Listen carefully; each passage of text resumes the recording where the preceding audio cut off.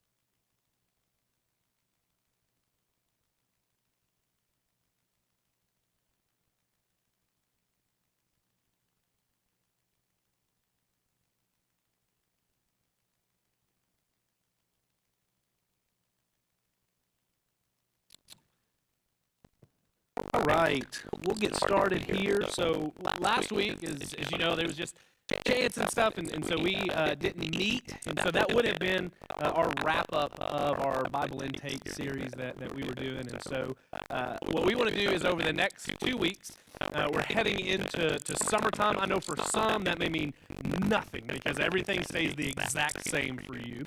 And for a lot of people, it means a lot because kids are out of school, and if your family's in education anyway, they're on the summer break, and it just kind of alters those rhythms a little bit. And for some, it's a rhythm that they look forward to because it seems like maybe a little bit more rest. And for some parents, it may be a little bit more stress because they're trying to figure out what to do with kids while they go to work every day. And so it's just all kinds of different things going on. But what I would love to do is over the next 2 weeks is to really kind of look into this idea of salvation, this idea that many of us in this room have an assurance of, that many of us have heard about since we were just little kids, but always, always, always a great thing to remind ourselves of the beauty of salvation. And I want to do this because when we do enter into the summertime, it just changes some things, and people tend to go on vacations, and people tend to have some sports that they may be